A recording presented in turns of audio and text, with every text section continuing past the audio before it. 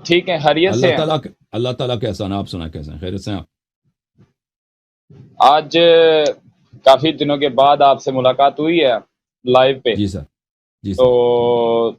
دوستوں نے مجھے آپ کے متعلق بتایا تھا، تو میں نے آپ کے لائیو سیشن سنے ہیں. ہوں. تو مجھے بڑا اچھا لگا کہ آپ یہ کام کر رہے ہیں. تو جی دوسرا سر. بات میں نے یہ کرنی تھی کہ پہلے تو یہ ہو جائے، جیسے کہ ابھی آپ نے دوسرے کالر سے بات کی ہے تو وہ آپ ہوں. کو بولنے کا موقع نہیں تھا دے رہا. جی سر. تو ہماری طرف سے آپ کو پورا موقع ملے گا بات کرنے کا، اور جب جی ہم سر. بولیں گے تو آپ نے نہیں ٹوکنا ہمیں. اچھی بات. پہلی بات یہ ہے کہ یہ جو موضوع ہے یہ غدیر خم پر آپ نے رکھا ہوا ہے، اور جی. جب کہ میں اس موضوع پہ بات اس لیے نہیں کرنا چاہتا کیونکہ اس موضوع پہ ہمیں اتفاق ہے. اس موضوع پر کیا ہم اس اتفاق؟ موضوع پر اتفاق کرتے ہیں. جو کچھ یہاں ہوا ہے، جو نبی علیہ الصلوۃ والسلام نے حضرت علی رضی اللہ تعالیٰ عنہ کے بارے میں کہا ہے، اسے ہم مانتے ہیں، تسلیم کرتے ہیں، اس پر آپ ہمارا مان ایمان ہے. آپ مانتے ہیں کہ ان کو سید و سالار کا ہے؟ من کنت مولا، جس کا میں آقا ہوں، جس جی کا میں. جی بالکل. جی بالکل مانتا ہوں. من کنتم مولا فہذا علی مولا. ہم بالکل اس چیز کو مانتے ہیں. یہ صحیح سند سے ثابت ہے اور تو متواتر ہے. تو کون؟ تو مجھے بتاؤ، اگر جس کا جی مولا پیغمبر صلی اللہ علیہ وآلہ وسلم، یعنی جس کا آقا اور جس کا پیشوا پیغمبر صلی اللہ علیہ وآلہ وسلم ہے، اس کا آقا اور پیشوا علی علیہ السلام ہے، تو ابو بکر تو غلام بنے نا جی علی علیہ السلام کے. کیونکہ آقا اگر علی علیہ اصل السلام میں ہے تو نا ابو بکر غلام بنے نا، عمر بھی غلام بنے، عثمان بھی غلام بنے. کہ جو بھی شخص پیغمبر کا غلام ہے وہ علی علیہ السلام کا بھی غلام ہے. اگر آپ اتفاق کرتے ہیں تو پھر آپ نے اقرار کیا ابو بکر، عمر، عثمان، یہ لوگ امیر المؤمنین علی بن ابی طالب علیہ السلام کے غلام تھے، شرعی لحاظ سے، اللہ کے وحی سے، پیغمبر صلی اللہ علیہ وسلم کے حدیث سے آپ نے اعتراف کیا. تو آپ اس کو مانتے ہیں؟ جی بالکل مانتا ہوں، لیکن ختم بات، اس میں ایک الحمدللہ، آپ کوئی اختلاف ہی نہیں رہا پھر تو. بعد میں اختلاف یہاں سے پیدا ہوتا ہے کہ آپ لوگ اسے تنزن غلامی کا ایک لفظ دیتے ہیں، تنزن کہتے ہیں، لیکن ہم تنزن نہیں کہتے. ہم یہ کہتے ہیں کہ تمام صحابہ سے افضل حضرت علی رضی اللہ تعالیٰ عنہ اس لیے ہیں کہ وہ اہل بیت سے ہیں. اگر وہ ایک اہل دلیل ہے. بیت کو میری بات سنیں نا، جی میں نے سر، آپ جی کی سر. سنی بات. اہل بیت کو اگر بیچ میں سے نکال دیا جائے اور صحابہ پر بات آ جائے تو صحابہ میں سے سب سے افضل حضرت ابو بکر صدیق رضی اللہ تعالیٰ عنہ ہیں. لیکن اہل بیت میں ہونے کی وجہ سے حضرت علی رضی اللہ تعالیٰ عنہ تمام اصحاب میں سے سب سے افضل ہیں. اچھا، وہ دوسرا جو میرا موقف تھا وہ میں آپ سے بتانا چاہتا ہوں تاکہ مختصر سے وقت میں بات کو پورا مکمل کر دیا جائے. وہ اس سے میرا پہلے موقف اس سے آپ پہلے کا. کہ آپ اس سے پہلے کہ آپ دوسرا موضوع لے کے آئے نا، ایک شخص کو جی رسول پاک صلی اللہ علیہ وسلم نے اس کے متعلق کہا کہ جس کا میں مولا ہوں. مولا سے کیا مراد ہے؟ آقا، یعنی جس کا حق اطاعت ہے. یعنی رسول صلی اللہ علیہ وسلم ہمارے آقا ہیں. اس کا کیا مطلب ہے؟ آقا ہیں یعنی وہ جو حکم دے، ہمارے جی سید ہیں، ہمارے سردار ہیں. یعنی وہ جس طرح کا فیصلہ سنائے، ہم سے کہہ دے کہ بھائی تو اس طرح کرو، اس طرح کرو، یہ نہ کرو، تو ہم پہ واجب الاتباع ہے. کسی کو مخالفت کا ذرہ برابر بھی حق نہیں ہے. تو فرمایا کہ وہی جو اختیار مجھے ہے وہ امیر المؤمنین علیہ السلام کو وہی مقام حاصل ہے، آقائی اور سالاری اور سیادت وہی حاصل ہے. تو ہم یہ طنز کے طور پہ نہیں کہتے، ہم واقعاً پیغمبر صلی اللہ علیہ وسلم کے غلام ہیں، غلام سے بھی نہیں نہیں، روسیاتر ہیں. آپ طنز کے طور پہ کہتے آپ نہیں طنز کے طور پہ نہیں، کہتے ہیں یہ بالکل میں. طنز پہ نہیں کہہ رہا بھائی. ایک شخص جب آقا بنتا ہے، دوسرا اس کا کیا بنتا ہے؟ اس کا غلام، نوکر ہی بنتا ہے، غلام ہی بنتا ہے. اگر وہ جی جی یہ ایک طرفہ رشتہ نہیں ہے، یہ دو طرفہ رشتہ ہے. بھائی ایک شخص اس طرح تو نہیں کہا کہ میں عالم ہوں. اگر ایک شخص عالم ہے تو یہ دو طرفہ رشتہ نہیں ہے، وہ عالم ہے بھائی. لیکن اگر ایک شخص کو کہتے ہیں وہ آقا ہے تو اس رشتے کے دو طرف ہیں. وہ کسی کا آقا ہے نا. کس کا آقا ہے؟ جس کا پیغمبر صلی اللہ علیہ وسلم آقا ہیں، اس کا امیر المومنین اسلام بھی آقا ہیں. تو پیغمبر اگر ہمارے آقا ہیں تو یہ دو طرفہ رشتہ ہے. ایک طرف آقا ہے، ایک طرف سید سالار ہے، دوسری طرف ہم ہیں، غلام ہیں. ٹھیک ہے نا؟ تو یہ ہم طنز کے طور پہ نہیں کہہ رہے، حقیقت کے طور پہ کہہ رہے ہیں کہ بقیہ پوری امت کو غلام بنا دیا پیغمبر صلی اللہ علیہ وسلم نے. پوری امت کو غلام بنا دیا، نوکر بنا دیا، تابع بنا دیا، مطیع بنا دیا. ان کا فرمان سنو. تو آپ کہہ رہے ہیں ابو بکر افضل ہے. ہائے بھائی، آقا اور نوکر میں بھائی. کیا تقابل ہے؟ کیا ابو بکر افضل ہے؟ آپ نے غلط بات کی. میں بتاتا ہوں آپ نے بات مکمل کر دی، میں بتاؤں اب. جی سر، بتاؤ. سب سے پہلے تو آپ نے بار بار مجھے یہ کہا ہے کہ حضرت ابو بکر صدیق رضی اللہ تعالیٰ عنہ اور تمام اصحاب اہل بیت کے غلام ہیں. ایسا ہی ہے؟ میں نے یہ کہا ہی نہیں ہے کہ وہ غلام نہیں ہے، میں نے کہا ہے کہ غلام ہے، خادم ہے، اہل بیت سب سے افضل ہے. میں نے جب یہ کہہ دیا تو بات ختم ہو جاتی ہے اس میں. اب تنزن کی باری جب آ جاتی ہے نا، میں یہ کہہ رہا تھا کتنے اچھے الفاظوں میں کہ اہل بیت تمام اصحاب میں سے حضرت علی رضی اللہ تعالیٰ عنہ تمام اصحاب میں سے سب سے افضل ہے. ٹھیک ہے، اس میں اب وہ غلامی بھی آ جاتی ہے، خادم بھی آ جاتے ہیں، نوکر بھی آ جاتے ہیں، سب الفاظ آ جاتے ہیں، لیکن ہم نہیں بولتے. آپ لوگ اس لیے بولتے ہیں کہ آپ کو چڑ ہے، آپ کو اصحاب رسول سے اور خاص طور حضرت عمر فاروق رضی اللہ تعالیٰ عنہ سے، حضرت عثمان بن عفان رضی اللہ تعالیٰ عنہ سے اور حضرت ابو بکر صدیق رضی اللہ تعالیٰ عنہ سے.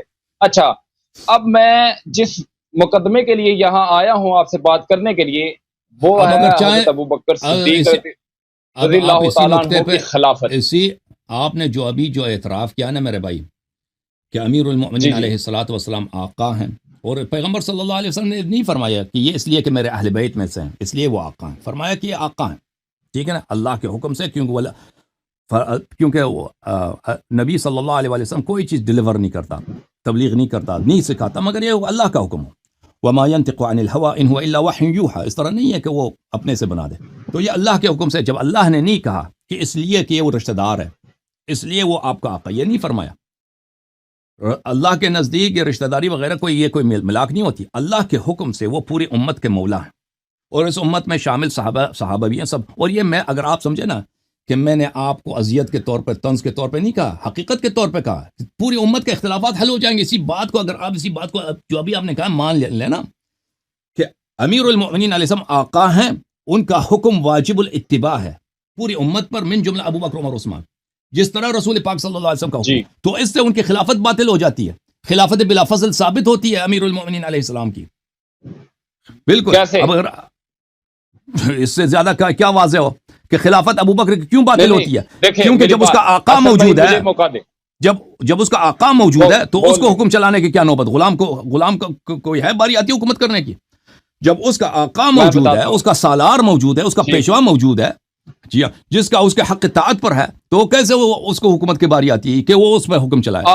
آپ میری اچھا بات ٹھیک ہے، میں مان لیتا ہوں. آپ من کنتم مولا فہذا علی مولا کی جو تفصیل ہے نبی علیہ، میرے سوال پوچھ رہے، سوال میں کہہ رہا ہوں، اس کے بعد آپ بول لیجیے، جتنی دیر آپ نے بولنا بول لیجیے، کوئی مسئلہ نہیں.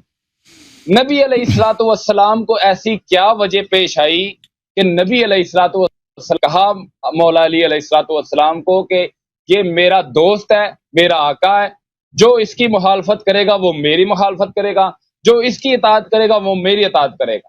ٹھیک ہے، یہ ایسی کیا وجہ پیش آئی جو نبی علیہ الصلوۃ والسلام نے مولا علی علیہ الصلوۃ والسلام کے لیے یہ الفاظ کہے؟ پہلا سوال.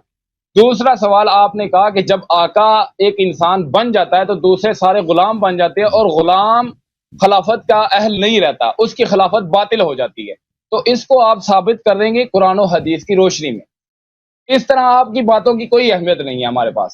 آپ جتنی بھی باتیں کریں گے ہمارے لیے اس کی کوئی اہمیت نہیں. اہمیت ہے دلیل کی، قرآن کی، سنت کی.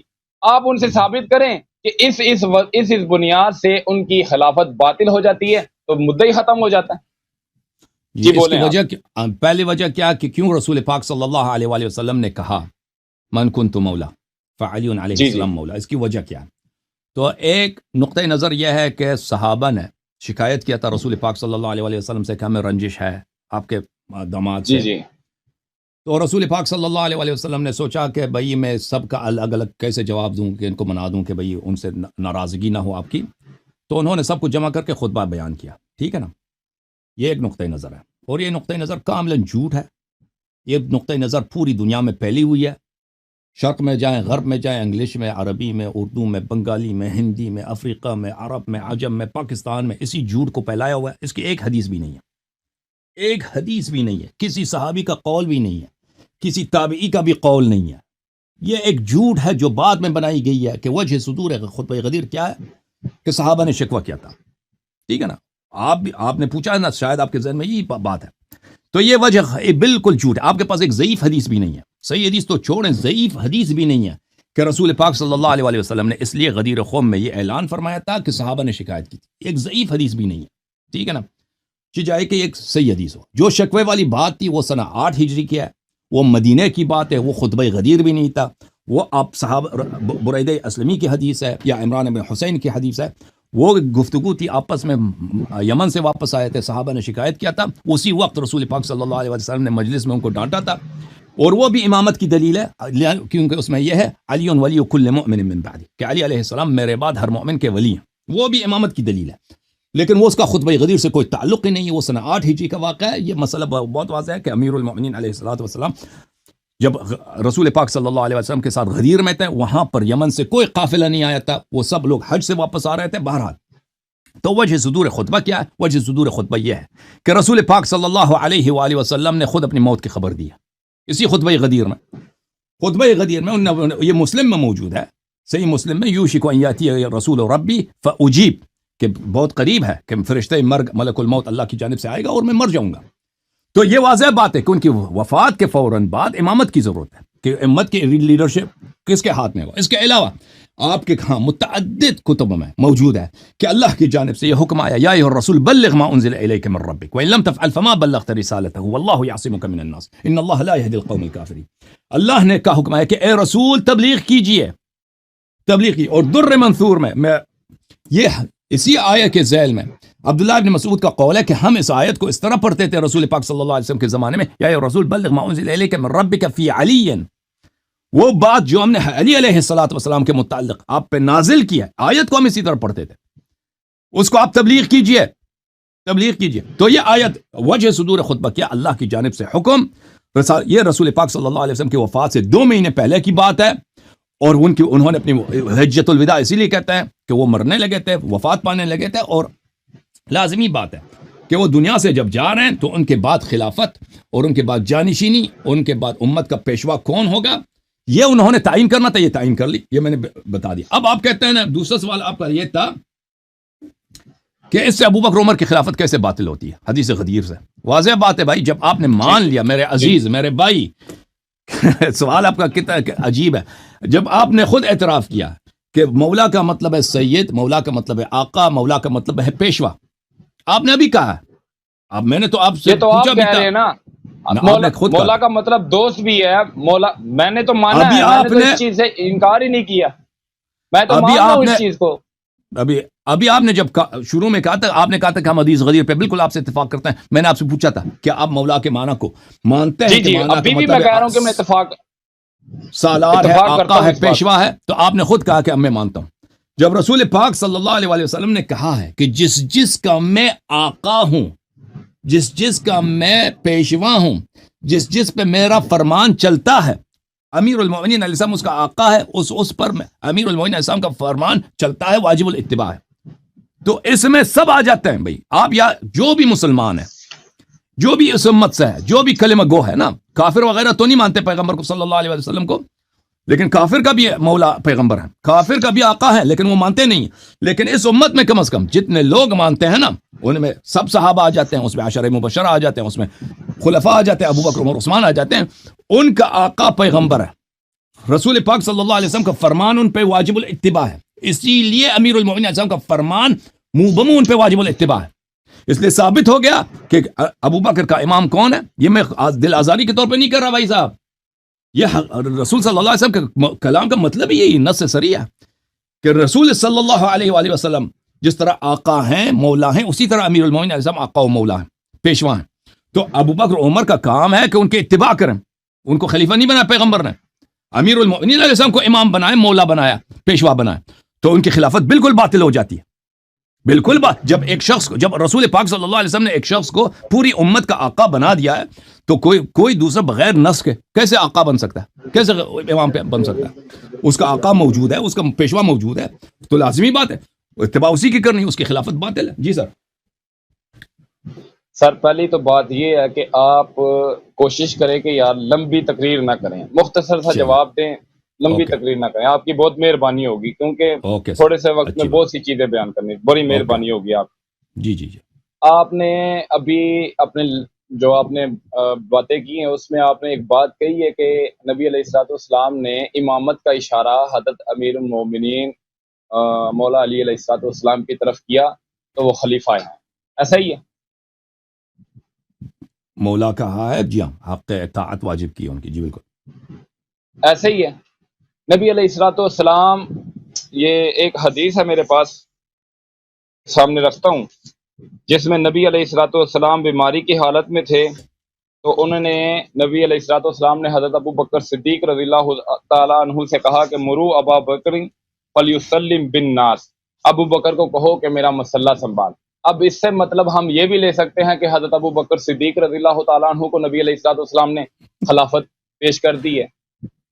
جیسے میری بات سنیں، میری بات سنیں، ایک بات یہاں کلیئر کر دوں کہ ہمارے ہاں حضرت علی رضی اللہ تعالیٰ عنہ کا جو مقام ہے وہ تمام صحابہ سے افضل ہے۔ آپ لوگ، ابھی آپ سے میں نے کہا تھا کہ اگر آپ دلیل کو، ان کی خلافت کو باطل کرتے ہیں تو باتوں سے آپ نے باطل نہیں کرنی۔ قرآن و سنت کی کوئی حدیث، کوئی سند جس کا نام آپ مجھے بتا دیں کہ یہ سند ہے، یہ حدیث ہے، اس میں لکھا ہے کہ نبی علیہ الصلوۃ والسلام نے فرمایا ہے کہ میرے جانے کے بعد خلیفہ وقت حضرت امیر المومنین مولا علی علیہ الصلوۃ والسلام ہوں گے۔ اگر ایسا نہیں ہے، حضرت ابو بکر صدیق رضی اللہ تعالیٰ عنہ نے خلافت کی، حضرت ابو بکر صدیق رضی اللہ تعالیٰ عنہ نے خلافت کی، حضرت عثمان غنی رضی اللہ تعالیٰ عنہ نے خلافت کی، حضرت علی رضی اللہ تعالیٰ عنہ زندہ تھے، موجود تھے ان کی خلافت میں، تو ایسا کیا ہوا تھا کہ حضرت علی رضی اللہ تعالیٰ عنہ نے ان سے خلافت کیوں نہیں چھینی؟ تو نبی علیہ الصلوۃ والسلام، وہ انہوں نے حضرت زبیر علیہ الصلوۃ والسلام کے خلاف تلوار اٹھائی، حضرت اما عائشہ رضی اللہ تعالیٰ عنہ کے خلاف تلوار اٹھائی، حضرت امیر معاویہ رضی اللہ تعالیٰ عنہ کے خلاف تلوار اٹھائی، تو ایسا کیوں نہیں انہوں نے کیا کہ حضرت علی رضی اللہ تعالیٰ عنہ نے حضرت ابو بکر صدیق، حضرت عمر فاروق، حضرت عثمان غنی رضی اللہ تعالیٰ عنہ کے خلاف تلوار کیوں نہیں اٹھائی؟ دو باتیں اس سے نکلتی ہیں، یا تو آپ کہیں کہ نعوذ باللہ مولا علی علیہ الصلوۃ والسلام ڈر گئے تھے، یا آپ یہ کہیں کہ مولا علی علیہ الصلوۃ والسلام نے ان کی اطاعت قبول کر لی تھی، یا جو آپ باتیں کر رہے ہیں یہ صرف انتشار پھیلاتے ہیں، لوگوں کے اندر جھگڑا فساد پیدا کرنے کی جو باتیں آپ یہ کر رہے ہیں۔ آپ کبھی ساری زندگی یہ ثابت نہیں کر سکتے کہ مولا علی علیہ الصلوۃ والسلام کے من کنتم فہذا علی مولا، نبی علیہ الصلوۃ والسلام کا یہ کہنے سے ان تین خلفائے راشدین کی خلافت باطل ہو سکتی ہے، یہ آپ ساری زندگی ثابت نہیں کر سکتے۔ دیکھیں، آپ نے جو خود مان لیا ہے کہ جی سر، بسم اللہ الرحمن الرحیم، آپ نے جو خود مان لیا ہے کہ مولا کا کیا مطلب ہے، یعنی امیر المؤمنین علیہ الصلوۃ والسلام۔ سر آپ دلیل دیں مجھے۔ دلیل ہی دے رہا ہے نا، دلیل ہی ہے، جب آپ خود مان گئے ہیں کہ، اور یہ بات واضح ہے کہ جب کوئی کسی کا آقا ہوتا ہے یہ ایک دو طرفہ رشتہ ہے۔ رسول صلی اللہ علیہ وسلم میرے آقا ہیں، میں ان کا غلام ہوں، میں ان کا نوکر ہوں، ٹھیک ہے، کیا مطلب ہے، یعنی غلام ہوں، اس طرح نہیں کہ پیغمبر صلی اللہ علیہ وسلم نے مجھے پیسے سے حسن بھائی نوکر ہم بھی ہیں، جی بالکل، پورے امت نوکر ہیں، خاک پا ہیں، تو جی بالکل، ساری امت ان کی نوکر ہے، غلام ہے ان کی ساری امت، آپ بھی ہیں، میں بھی ہیں، کوئی بھی کام نہیں ہے۔ یعنی اس کا مطلب کیا، یعنی وہ جو حکم دیں، جو فیصلہ سنائیں، جو خبر دیں، ان کے حکم کو ہم نے اطاعت کرنی ہے، جو فیصلہ سنانا ہے اس کے سامنے تسلیم ہونا ہے، اور وہ جو خبر دیں ان کی خبر کی ہم نے تصدیق کرنا ہے، ایمان لانا ہے، کہنا ہے ان کی بات صحیح ہے۔ تو انہوں نے جب کہا کہ جس کا میں آقا ہوں، جس کا میں پیشوا ہوں، جس پر میرا حکم چلتا ہے اس پہ امیر المؤمنین علیہ السلام پہ چلتا ہے، میں نے آپ کے لیے واضح کر دیا، اس کا امیر المؤمنین علیہ السلام بھی مولا ہے، وہ واجب الاتباع ہے۔ تو پوری امت کو پیغمبر صلی اللہ علیہ وسلم نے اپنے بھائی امیر المؤمنین علیہ السلام کو غلام اور نوکر بنا دیا ہے۔ یہ جملہ، کیونکہ مولا ایک ایسا مقام ہے کہ اس کے دو طرف ہوتے ہیں، ایک رشتہ ہے کہ اس طرح نہیں ہے کہ بس ایک ہی مقام ہے، اس کا دوسری طرف سے مقابل نہیں ہے، اس دو طرفے ایک رشتہ ہوتا ہے، ایک آقا کا، اس آقا غلام مانگتا ہے، نوکر مانگتا ہے، تو پورا امت کو انہوں نے ان کا نوکر بنا دیا۔ اب آپ خود فیصلہ کریں کیا ابو بکر عمر اس امت سے ہیں یا نہیں؟ اگر اس امت سے ہیں تو ان کا آقا، ان کا پیشوا، ان کا امام، ان کا مولا کہ ان کی عمر کی تعمیل کرنی ہے، وہ کون ہے؟ امیر المؤمنین علیہ الصلوۃ والسلام۔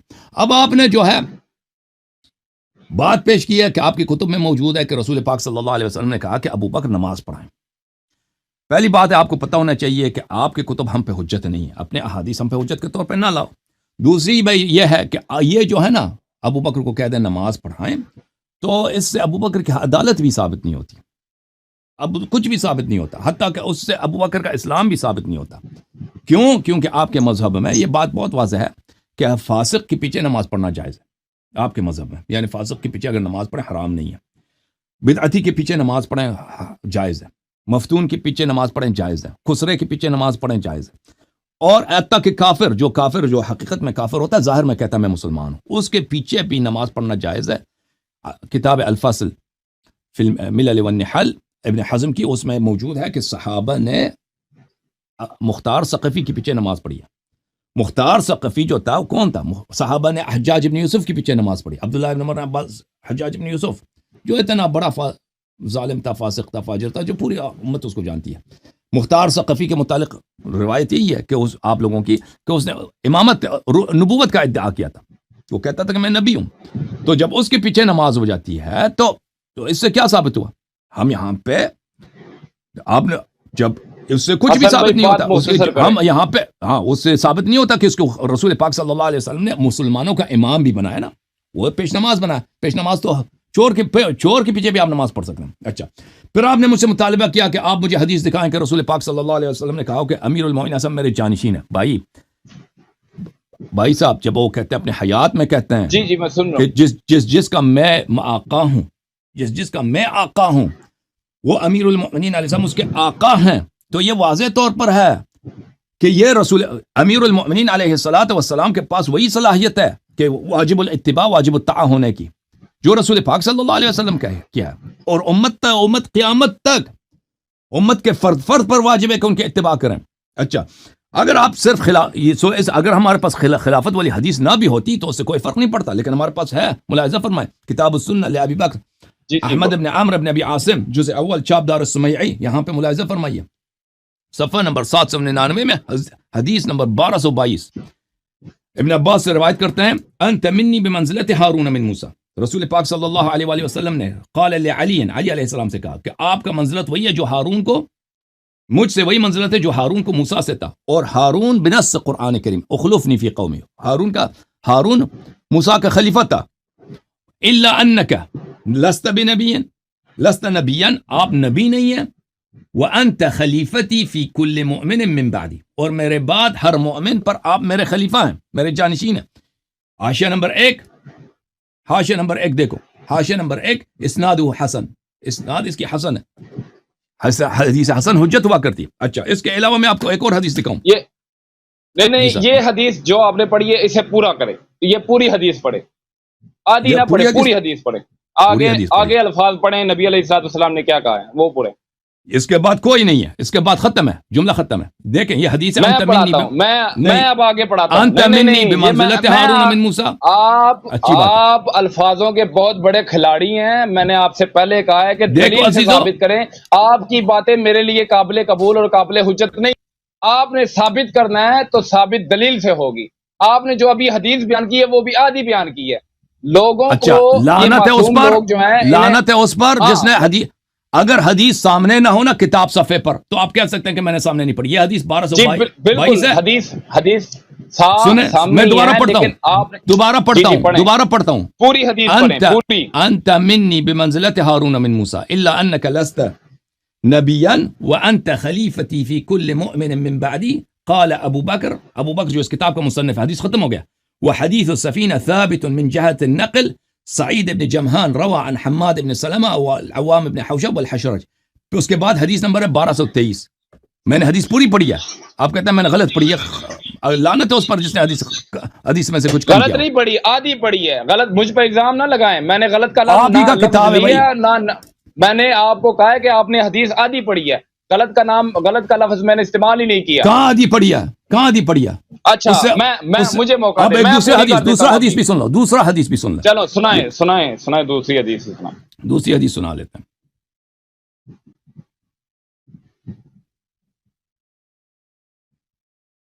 جی بھائی سنائیں دوسری حدیث. جی ایک کتاب ہے المصنف فی الاحادیث والآثار، جز نمبر 6، ابن ابی شیبہ کوفی جو بخاری اور مسلم کے استاد ہیں ان کی کتاب ہے. چاپ دار التاج، کتاب چھپیا سن 1989 میں. حدیث نمبر 31679 میں. صفحہ نمبر کیا ہے؟ صفحہ نمبر ہے 309 میں. عن زید بن ثابت قال رسول اللہ صلی اللہ علیہ وآلہ وسلم انی تارک فیکم الخلیفتین. میں تمہارے درمیان 2 جانشین کو چھوڑ کے جا رہا ہوں اپنے بعد. کتاب اللہ و عطرتی، ایک کتاب اللہ اور دوسری میرے عطرت. عطرت کون ہے؟ اہل بیتی. وَإِنَّهُمَا لَن يَفْتَرِقَا حَتَّى يَرِدَ عَلَيَّ الْحَوْض. اور یہ ایک دوسرے سے کبھی الگ نہیں ہوں گے، قرآن عطرت سے، عطرت قرآن سے، جب تک یہ حوض کوثر پہ مجھ پہ وارد نہ ہو جائیں. اچھا، آپ کے خدمت میں عرض کریں اسی حدیث کو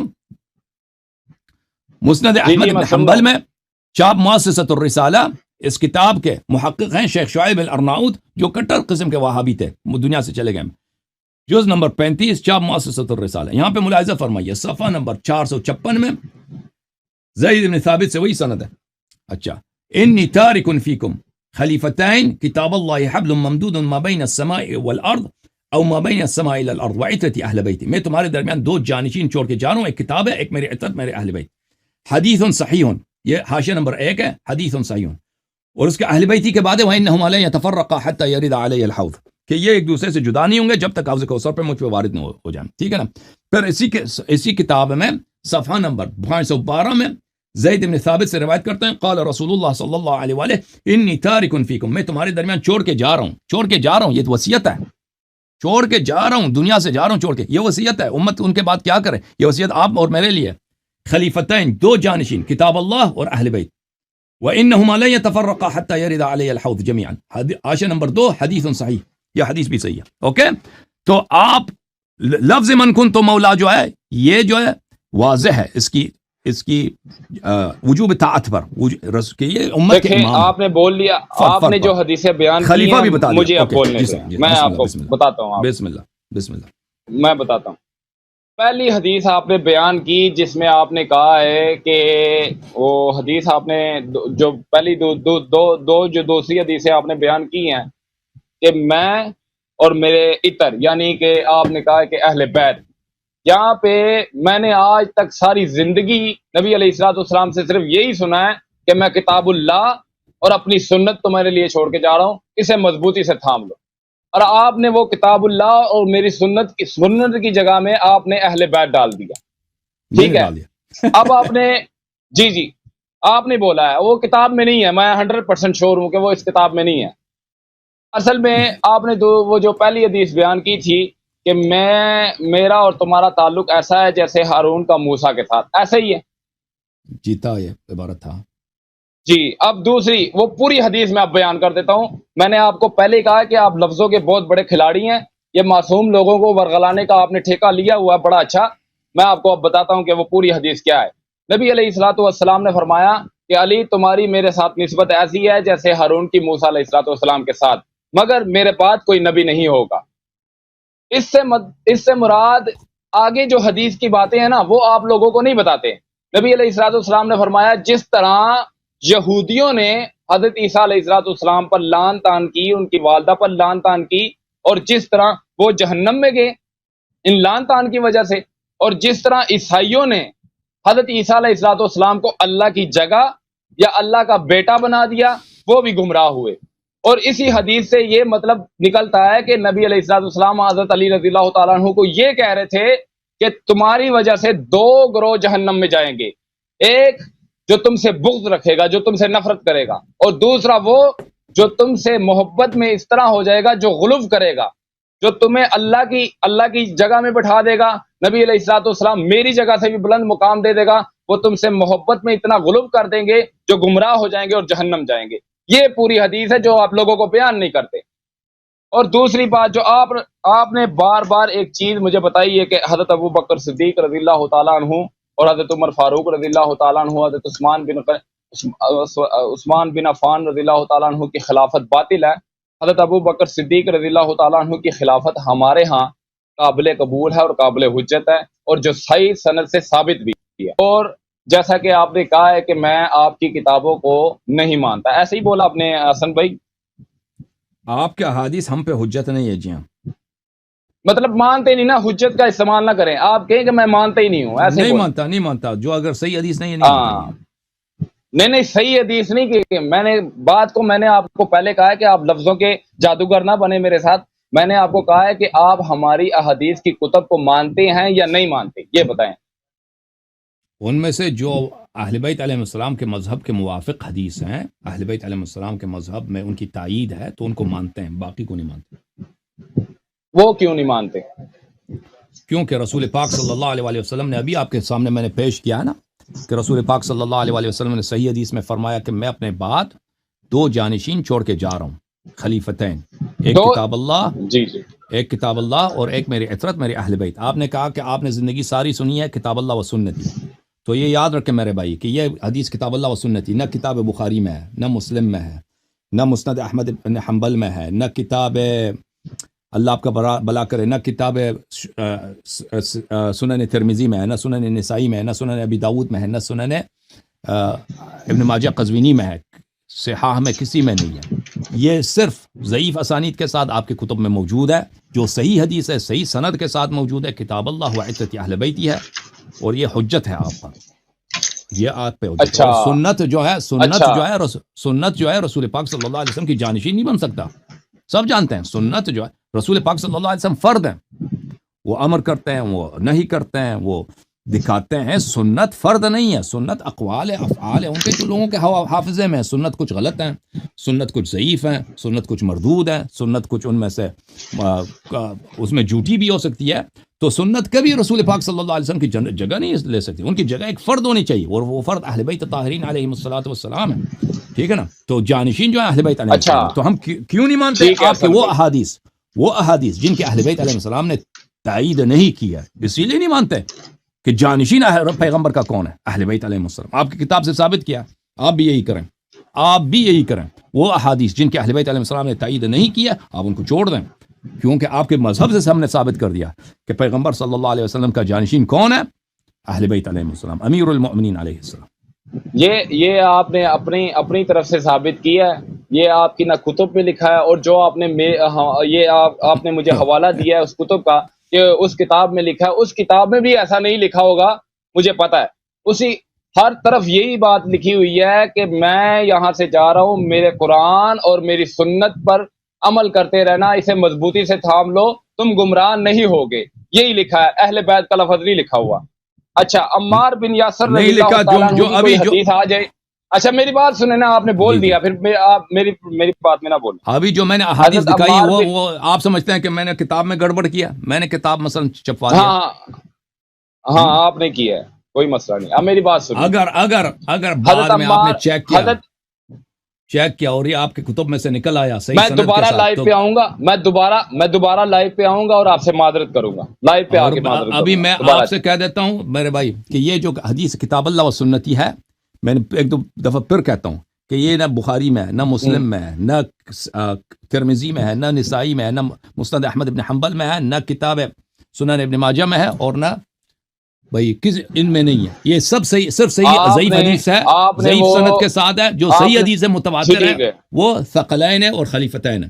ٹھیک ہے نا؟ اور آپ نے اگر میں نے کتاب میں میں نے ہیرا پھیری کی ہو ایک حرف کی، تو میں ادھر آ جائیں آپ، وہ مجھے دکھائیں، تو میں یہاں پہ اپنا نام چینج کروں گا. حسن اللہ یاری ہے، اس کو میرا نام ادھر یہاں پہ غلام معاویہ رکھ دینا. اوکے؟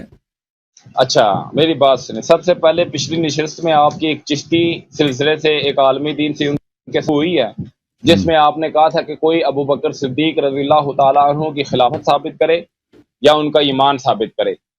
تو میں اپنا نام، جس طرح ابھی آپ نے بڑے درلے کے ساتھ کہا ہے نا کہ میں اپنا نام غلام معاویہ رکھوں گا، اس میں آپ نے ان کے بیٹے کا نام لیا غلام یزید رکھوں گا، ایسا ہی ہے کہا ہے کہ نہیں؟ جی، آپ نے اسلام ثابت کریں. کہا وہ ہے. کوئی عالم آ جائے نا، ان کے ساتھ بات ہوگی، وہ آپ کے ساتھ تو نہیں ہوئی نا.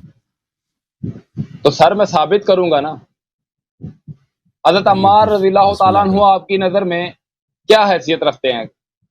ایک صحابی ہیں، ایک اچھے صحابی ہیں. کیسے، مطلب تھوڑا وضاحت سے بتائے نا.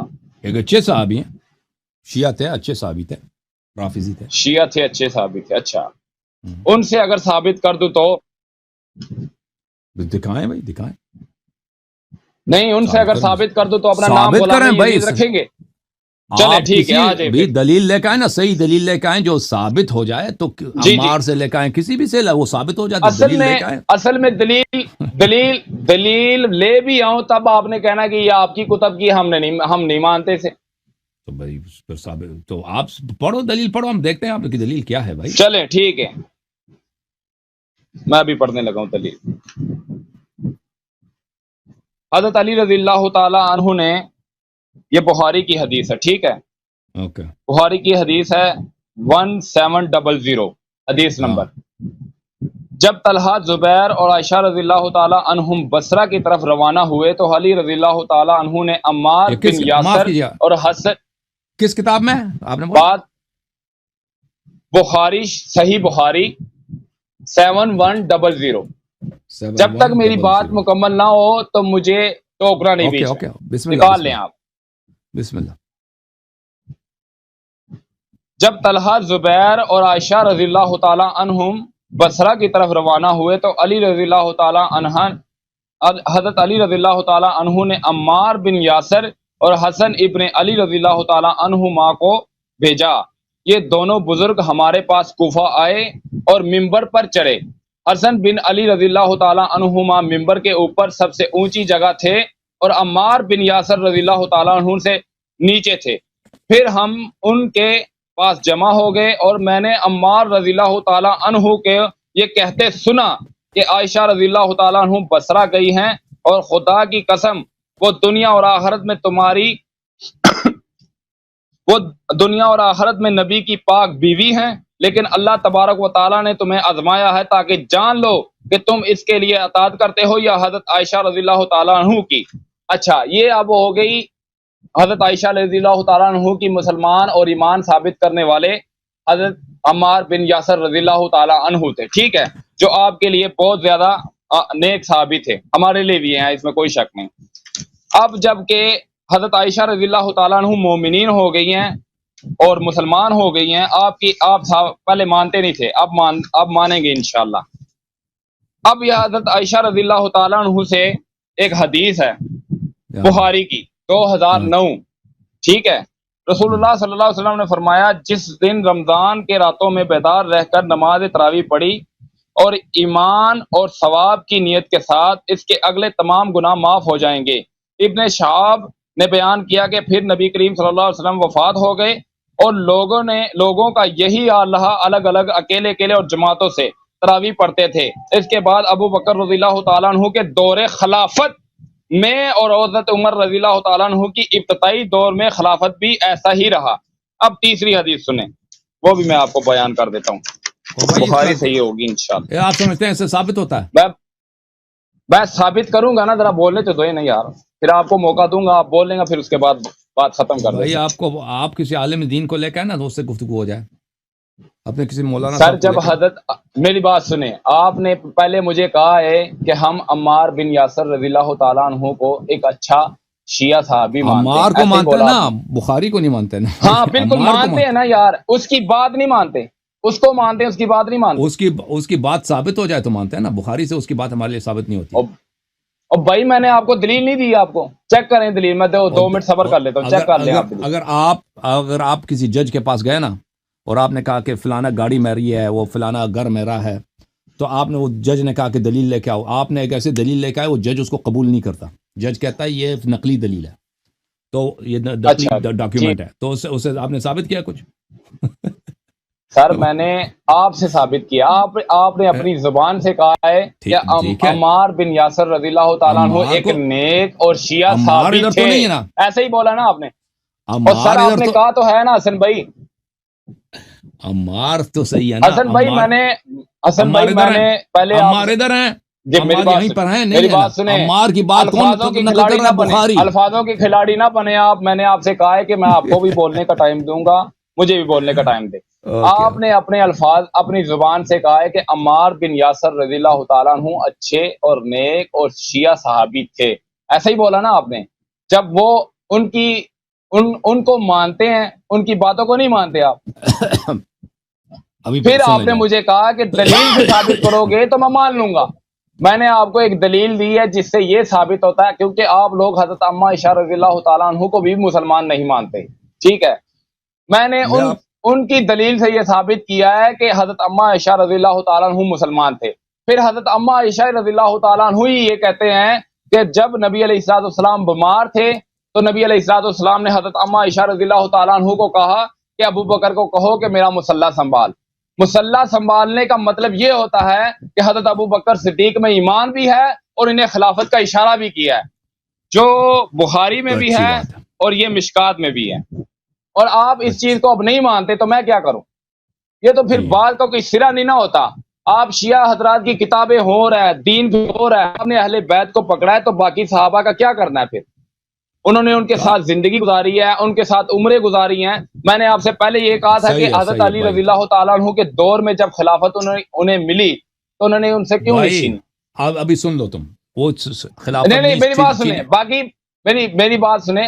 حسن بھائی میں آپ کو بولنے کا ٹائم دیتا ہوں، اس کے بعد آپ بولیں.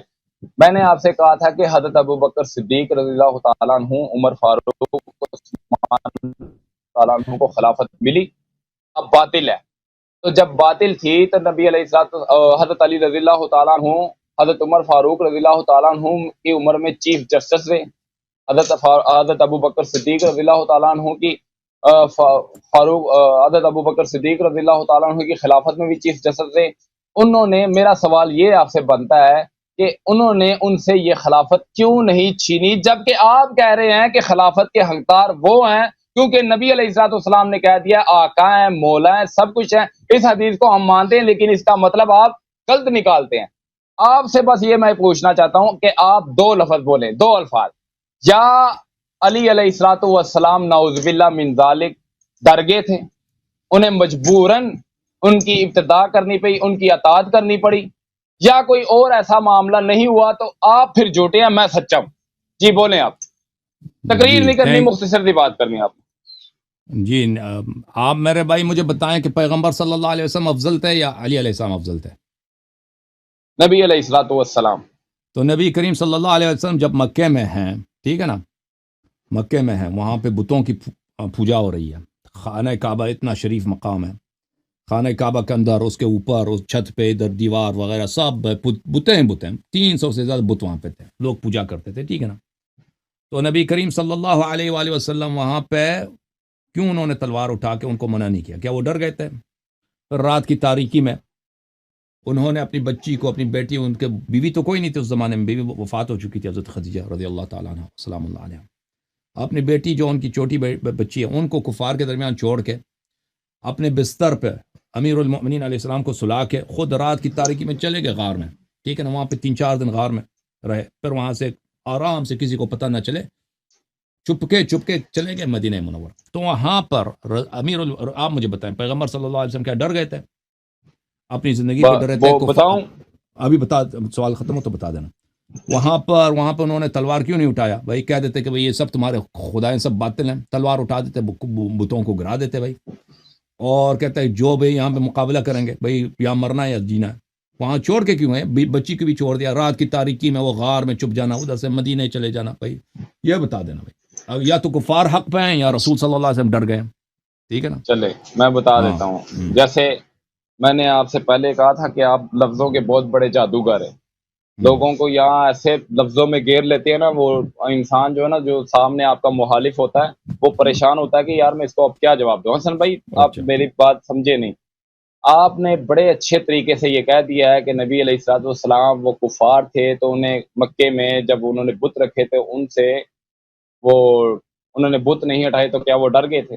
آپ مجھے یہ بتائیں بعد میں انہوں نے فتح مکہ کیوں کیا؟ ایک سوال. ٹھیک. دوسرا سوال، بات کی بات نہیں، اس دوسرا وقت کی سوال بات سن. کر رہا ہوں نا، اس وقت کی بات کر رہا ہوں نا، ہاں اس میں وقت کی بتا بات کر رہا رہا ہوں نا، ہوں. اس وقت ڈر گئے میں تھے، اسی مقابلہ کیوں نہیں کیا؟ اسی بات پہ میں حضرت علی رضی اللہ تعالیٰ عنہ کی طرف آؤں گا.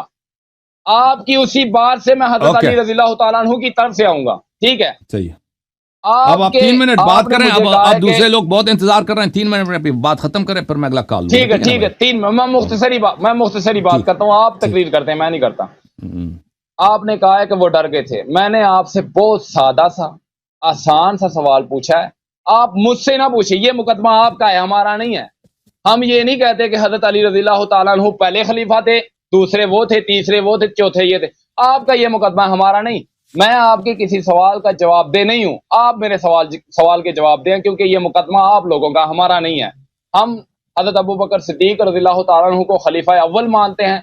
خلیفہ 4 جو ہے نا، ہم حضرت علی رضی اللہ تعالیٰ عنہ کو مانتے ہیں. میں نے آپ سے ایک سادہ سا سوال پوچھا ہے کہ مجھے یہ بتائیں کہ حضرت علی رضی اللہ تعالیٰ عنہ نعوذ باللہ لالچ میں آگے تھے کہ جو انہوں نے ان کے دور خلافت میں چیف جسٹس تعینات کیے تو انہوں نے قبول کیا، اور یا حضرت علی رضی اللہ تعالیٰ عنہ ڈر گئے تھے نعوذ باللہ من ذالک؟ 2 سوال 2 لفظوں میں. اگر ایسا نہیں ہے تو مجھے پھر یہ بتائیں کہ حضرت امیر معاویہ رضی اللہ تعالیٰ عنہ کی خلاف تلوار اٹھانے کی ایسی کیا وجہ پیش آئی؟ اس وقت انہوں نے یہ جرت کیوں کی تلوار اٹھانے کی، نعوذ باللہ؟ دوسری، حضرت عائشہ رضی اللہ تعالیٰ عنہ کے خلاف تلوار کیوں اٹھائی؟ تیسرا، حضرت زبیر رضی اللہ تعالیٰ عنہ کے خلاف تلوار کیوں اٹھائی؟ یہ پیچیدگیاں ہیں جو آپ لوگوں کو صرف ورغلاتے ہیں. آپ کے پاس اس کے دلائل، میں کہتا ہوں وہ انجینئر صاحب کہتے ہیں نا ٹائم قیامت تک ہے، آپ کے پاس بھی ٹائم قیامت تک ہے، اس کا جواب آپ نہیں دے سکتے، بڑے سے بڑا شیعہ بھی اس کا جواب نہیں دے سکتا. جی بولیں اب آپ. اوکے، تھینک یو سر، بہت مہربانی. آپ جواب آن لائن سن لیں، اب دوسروں کی باری ہے. تھینک یو میرے بھائی، بہت شکریہ آپ کی تشریف آوری کا. Thank you. جواب اس کا یہ ہے کہ امیر المؤمنین علیہ الصلوۃ والسلام نے ابو بکر سے عمر کے خلاف کیوں تلوار نہیں اٹھایا؟ اس لیے اسی وجہ سے کہ رسول پاک صلی اللہ علیہ وسلم جب مکے میں تھے تو کفار مکہ کے خلاف انہوں نے تلوار نہیں اٹھایا. جب مدینہ آئے تو انہوں نے تلوار اٹھایا. تو ایسی کون سی بات ہے؟ مکہ میں تلوار نہیں اٹھا رہے بھائی، مدینہ جب آ رہے ہیں تو تلوار اٹھا رہے ہیں. ابو سفیان کے قافلے بھائی ان کو اٹھا کے لے کے جا رہے ہیں اور وہاں پہ جہاد کا حکم دے رہے ہیں. مکے میں کوئی جہاد کا حکم نہیں دے رہے. وجہ کیا ہے؟ وجہ اس کی یہ ہے کہ جب تک وہ مکے میں تھے ان کے پاس کوئی اتنا طاقت نہیں تھا، ان کے پاس کوئی اتنے نہیں تھا، لشکر نہیں تھا، لوگ اتنے پاس نہیں تھے کہ ان کے کفار کا مقابلہ ہو سکے. اگر مکے میں رسول پاک صلی اللہ علیہ وآلہ وسلم تلوار اٹھاتے اور وہاں پر کہتے کہ بھئی میں نے یا تو شہید ہونا ہے یا میں یہاں پہ کفار کا خاتمہ کرنا ہے، تو وہاں پر وہ خود بھی شہید ہو جاتے ہیں، پر اسلام بھی ختم ہوتا. اسلام بھی ختم ہوتا. اگر رسول پاک صلی اللہ علیہ وآلہ وسلم مکے میں تلوار اٹھاتے نا کہ میں مکے کے بتوں کو گرا دوں گا، یہ کروں گا، تو وہ خود بھی شہید ہو جاتے. پھر وہاں پہ وہی کا بھی انقطاع ہوتا، پھر اسلام، نماز، روزہ سب کچھ ختم ہو جاتا. تو یہ ان کی حکمت تھی کہ انہوں نے انتظار کیا. پھر بعد میں جب ان کے انصار بنے تو انہوں نے ان کے خلاف جہاد کیا. امیر المؤمنین علیہ الصلوۃ والسلام رسول پاک صلی اللہ علیہ وسلم کے وفات کے بعد بالکل اکیلے تھے. ان کا ساتھی کوئی نہیں تھا. صحابہ نے ساتھ چھوڑ دیا تھا، صحابہ نے ان کے ساتھ بے وفائی اور غداری کی ہے، تو انہوں نے تلوار نہیں اٹھایا. اور جب عثمان کے قتل کے بعد صحابہ اور تابعین اور بہت سارے مسلمان سب ان کے پاس آ گئے کہ آپ سے بیعت کریں گے. اب ان کے پاس خلافت بھی ہے، حکومت بھی ہے، لشکر بھی ہے. اب کوئی ان کے خلاف بغاوت کرتا ہے، معاویہ جیسا یا اب عائشہ جیسا جنگ جمل میں، تو ان کے یا نہروان خوارج جیسے، تو ان کے خلاف وہ تلوار اٹھائے گا. بات واضح ہے. جب ایک انسان کے پاس لا یکلف اللہ نفسا الا وسعها، اگر آپ کے پاس کسی بات کی طاقت نہیں ہے تو آپ جو ہے نا، وہ اللہ آپ سے وہ نہیں چاہتا. مثلا میرے پاس طاقت نہیں ہے کہ میں انڈیا سے جہاد کروں، ٹھیک ہے نا، میرے پاس طاقت نہیں، اب میں کو اس کا فائدہ بھی نہیں ہے، میں مر جاؤں گا، اس کا انڈیا کو کوئی اثر ہی نہیں پڑے گا. اب آپ جا کے نا وہاں پہ جہاد کرو انڈیا کے ساتھ، اس طرح نہیں ہے. اگر کسی چیز کے پاس آپ کو طاقت ہے، مثلا آپ نماز کھڑے ہو کے نہیں پڑھ سکتے تو کھڑے ہو کے پڑھنا پھر جائز نہیں ہے، آپ بیٹھ کے نماز پڑھیں. آپ کھڑے ہو کے نماز پڑھیں گے تو مثلا آپ کے گھٹنے ٹوٹ جائیں گے، بیمار ہیں اس طرح کہ کھڑے ہو کے نماز پڑھنا آپ کے لیے ضرر رکھتا ہے، تو وہ حرام ہے نماز کھڑے ہو کے پڑھنا، بیٹھ کے نماز پڑھنا ہوگا. آپ جہاں تک آپ نے ابو بکر کی نماز کی بات کی ہے، تو ابو بکر نے نماز نہیں پڑھائی ہے، ابو بکر کو نماز سے ہٹایا گیا ہے. یہ آپ کی بخاری کی کتاب ہے، یہ کتاب ہے بخاری، چاپدار احیاء تراث العربی، سنہ 2001 میں کتاب چھپی ہے، صفحہ نمبر 141. یہ باب من اسمع تکبیر الامام، کہ ایک شخص نماز پڑھاتا ہے، دوسرا شخص اس کے تکبیر جو ہے لوگوں کو سناتا ہے. کہ بھئی تکبیر کس لیے سنایا جاتا ہے؟ کہ بھئی پرانے زمانے میں لاؤڈ اسپیکر نہیں ہوتے تھے، مائکرو فون نہیں تھے نا. ایک شخص نماز پڑھ رہا ہے، پیچھے مجمع بڑا ہے، تو ایک دوسرا شخص ہے جو زور سے کہتا اللہ اکبر، لوگوں کو پتہ چل جائے کہ رکوع میں چلے جاؤ، کیونکہ جماعت بہت لمبی ہے، صف بہت ہیں، تو پیچھے والوں کو نماز سنائی نہیں دیتی بھائی کہ ہم نے اب رکوع پہ جانا. تو امام کی جو آواز ہے وہ اس کی اتنی اونچی نہیں ہوتی ہے، تو ایک شخص وہاں پہ چیخ کے بولتا ہے اللہ اکبر. جب وہ اللہ اکبر کہے گا تو دوسرے جو ہیں اس کے کیا کریں گے؟ نماز اس کے تکبیر سے نماز پڑھیں گے. اچھا، یہ حدیث نمبر 712 بخاری میں عائشہ نے، کہ نبی صلی اللہ علیہ وسلم جب بیمار ہو گئے تھے تو انہوں نے کہا کہ ابو بکر سے کہہ دو کہ نماز پڑھا دو. میں نے کہا ان کو رونا آئے گا، تو انہوں نے کہا انکن صواحب یوسف، انہوں نے مجھ سے کہا کہ آپ تو یوسف کی صاحبہ ہیں. اب آپ سوچ لینا، اپنے مولوی سے پوچھ لینا بھائی صوفی صاحب کہ یوسف کی صاحبہ کیا سچی تھی یا جھوٹی؟ یوسف کی صاحبہ کیا جہنمی تھی یا جنتی؟ یوسف کی صاحبہ کیا مومنہ تھی یا منافقہ؟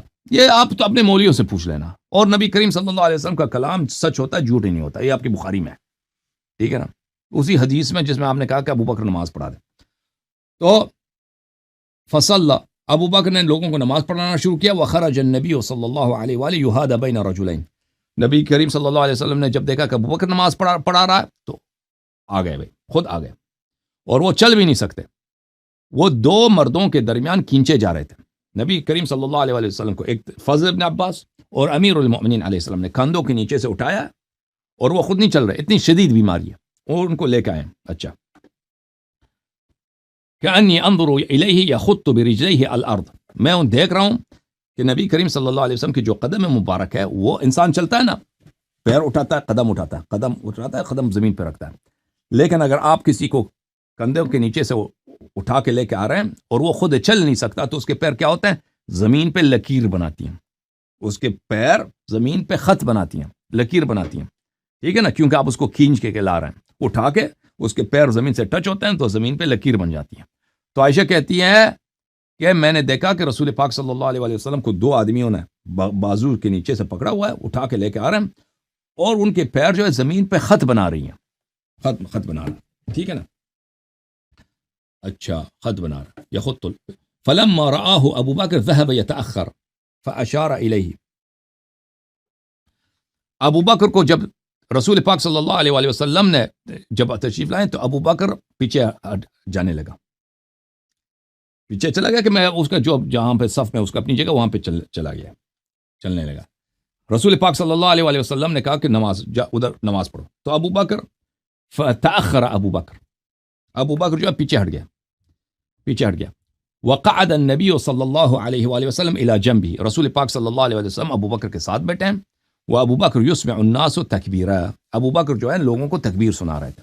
کہنے کا مقصد یہ ہے عزیز کہ ایک شخص امام جماعت ہے نا, نماز شروع کیا اس نے, دوسرا شخص آ جاتا ہے, اس کو مصلی سے ہٹا دیتا ہے, اس کو پیچھے ہٹا دیتا ہے, اور وہ نماز پڑھانا شروع کر دیتا ہے. اور دوسرا جو پہلے والا امام تھا وہ لوگوں کو صرف تکبیر سنا رہا ہے. تو اب مجھے بتاؤ کہ ابو بکر کو نماز سے ہٹایا گیا ہے امامت جماعت سے, یا اس کو نماز پہ نصب کیا گیا. اگر ابو بکر کی نماز صحیح ہوتی نا, امامت صحیح ہوتی, تو اتنی شدید بیماری میں کہ چل بھی نہیں سکتا, رسول پاک صلی اللہ علیہ وسلم پیر کھینچے جا رہے ہیں, وہ خود نہ آتے, اور پھر ابو بکر نے جو نماز پڑھائی ہے نا, رسول پاک صلی اللہ علیہ وسلم اس کو ہٹا کر خود نماز پڑھائیں, ابو بکر صرف تکبیر سنا رہا ہے, ٹھیک ہے نا, اس طرح نہیں ہوتا. اوکے, یہ آپ کی اپنی کتب سے ہے. اور پھر اگر واقعاً رسول پاک صلی اللہ علیہ وسلم نے حکم دیا ہوتا کہ تم ابو بکر کو بولو نماز پڑھو, اگر واقعاً حکم ایسا تھا, تو پر کیا وجہ ہے کہ رسول پاک صلی اللہ علیہ وسلم نے عائشہ کو گالی دیا اور کہا کہ تو صاحبہ یوسف ہے, ٹھیک ہے نا. ایک شخص نے اس نے حکم کی تعمیل کی ہے, ابو بکر کو بولو نماز پڑھو, ابو بکر نماز پڑھا رہا ہے, تو صاحبہ یوسف ہے. اتنا سخت شدید جملے کہ یوسف والی عورتیں جو ہیں نا, وہ جو نبی اللہ یوسف کی دشمن تھیں, اتنے سخت جملے, جو فاجر فاسقہ عورتیں, دنیا طلب عورتیں, سازش کرنے والی عورتیں. تو یہ کس لیے بولا؟ اسی لیے بولا ہے کہ رسول پاک صلی اللہ علیہ وسلم نے ابو بکر کو نماز کا نہیں بولا تھا, خود عائشہ نے بولا ہے, عائشہ نے بولا اپنی طرف سے, اور تب ہی رسول پاک صلی اللہ علیہ وسلم نے کہا کہ تو یوسف والی ہے. اور اگر واقعاً امر کرتا کہ تو نماز پڑھا رہے, پھر اس کو نماز سے نہیں ہٹاتے کہ پھر تو نماز نہیں پڑھا سکتا. اوکے,